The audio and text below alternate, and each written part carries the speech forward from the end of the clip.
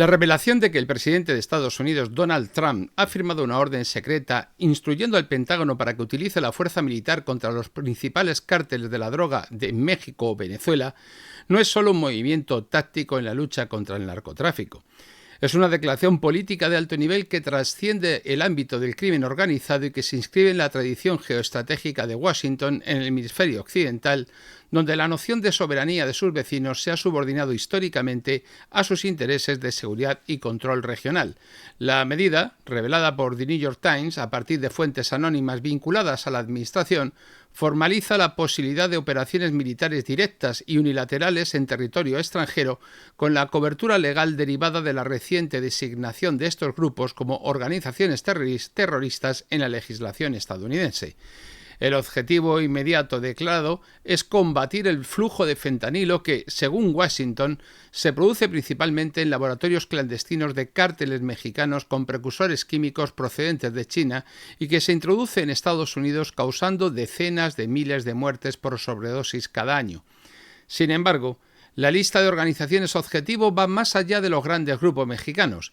Incluye también al Tren de Aragua, originario de Venezuela, a la Mara Salvatrucha, presente en Centroamérica y en comunidades hispanas dentro de Estados Unidos, y al Cártel de los Soles, que Washington vincula directamente al presidente venezolano Nicolás Maduro. La inclusión de este último envía un mensaje político inequívoco.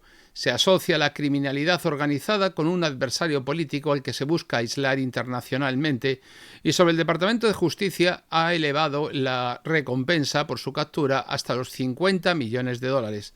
La idea de que Estados Unidos utilice la fuerza militar directa contra actores no estatales en países soberanos sin su autorización no es nueva.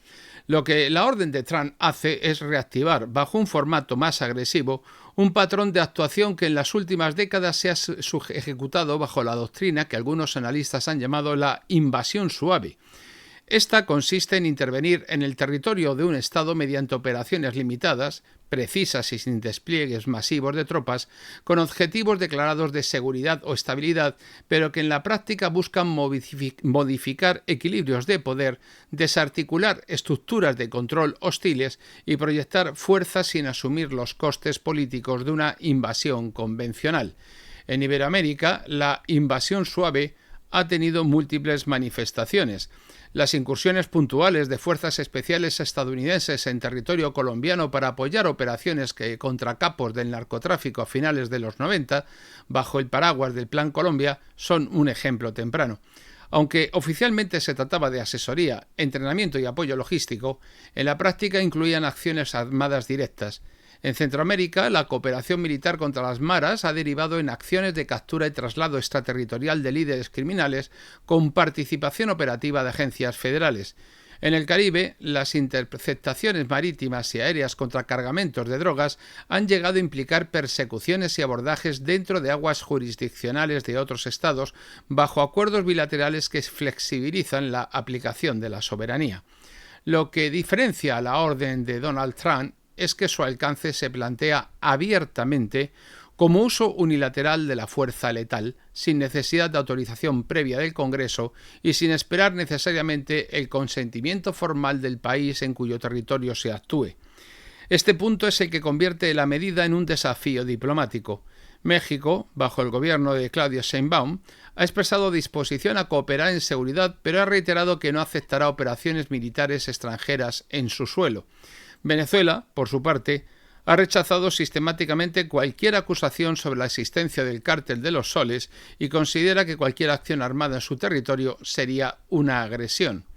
Desde el punto de vista jurídico, la orden plantea preguntas que ya se discutieron cuando Estados Unidos ejecutó operaciones extraterritoriales contra objetivos de Al-Qaeda del Estado Islámico en Oriente Medio y África. El marco legal que la Administración podría invocar es la consideración de estos grupos como organizaciones terroristas, lo que permite aplicar la legislación antiterrorista y justificar acciones militares en defensa propia anticipada. Pero trasladar esa lógica al hemisferio occidental implica reinterpretar los compromisos asumidos en el derecho internacional, en particular en la Carta de la ONU, y redefinir de facto la relación de Estados Unidos con sus vecinos. En la práctica, estas operaciones no tendrían el formato de una guerra convencional. La experiencia acumulada en las invasiones suaves indica que se recurriría a fuerzas especiales, ataques de precisión con drones armados, inserción rápida y extracción de unidades y posiblemente cooperación encubierta con actores locales. El objetivo sería neutralizar laboratorios, centros logísticos y líderes operativos sin permanecer sobre el terreno. Esto reduce el riesgo de bajas estadounidenses y la visibilidad política, pero no elimina el riesgo de escalada si la operación resulta con víctimas civiles o en enfrentamientos con fuerzas locales. El contexto geopolítico añade más variables. La designación como terroristas de los 6 principales cárteles mexicanos, más el Tren de Araguas, la Mara Salvatrucha, el 13 y el Cártel de los Soles, configuró un mapa de objetivos que abarca buena parte del territorio de Iberoamérica. En el caso de México, supone actuar sobre actores que tienen fuerte implantación social y capacidad de respuesta violenta, con vínculos a redes internacionales de tráfico. En Venezuela, significa apuntar contra una estructura que Washington considera integrada en el propio aparato estatal. En ambos casos, el componente político es inseparable del militar. Cualquier operación será interpretada como una intervención en asuntos internos y como una forma de presión sobre el liderazgo nacional. Históricamente, las acciones estadounidenses en Iberoamérica han utilizado la lucha contra el narcotráfico como vector de legitimación para operaciones de control estratégico. Desde la invasión de Panamá en 1989, justificada en parte por la implicación de Manuel Noriega en el tráfico de drogas, hasta el uso de la cooperación antidrogas en Colombia como cobertura para operaciones de inteligencia y control territorial, el patrón es claro. La invasión suave no necesita grandes batallas para lograr sus objetivos. Basta con demostrar capacidad de penetración, acción y retirada, erosionando la autoridad del Estado anfitrión y reforzando la percepción de dependencia frente a Washington. El anuncio de Donald Trump se produce, además, en un momento en el que la política de seguridad estadounidense está marcada por la competencia estratégica con China. Washington insiste en que los precursores químicos del fentanilo provienen de empresas chinas y que Pekín no hace lo suficiente para controlarlos. De este modo, atacar a los cárteles en Iberoamérica se inserta en una narrativa mucho más amplia: contener una amenaza que se origina en la cadena de suministro global y que pasa por 2 adversarios geopolíticos, China y regímenes considerados hostiles en el continente americano. Las reacciones en la región serán un factor determinante para la viabilidad de esta estrategia.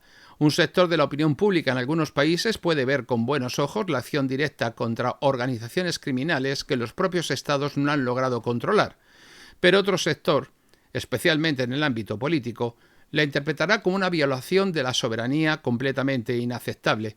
Este dilema ya se vivió en México en el debate sobre aceptar o rechazar la cooperación militar directa de Estados Unidos y en Colombia con la presencia prolongada de asesores y contratistas militares norteamericanos.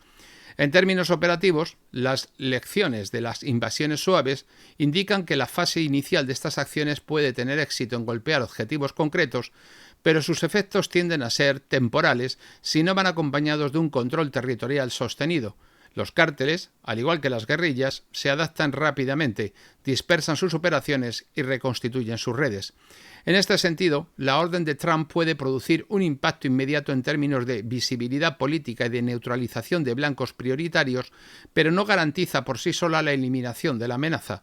La dimensión simbólica, sin embargo, no debe subestimarse.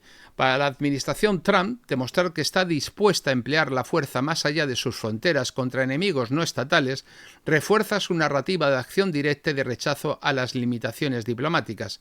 Para sus críticos, sienta un precedente peligroso que puede extenderse a otros ámbitos y erosionar los principios del derecho internacional.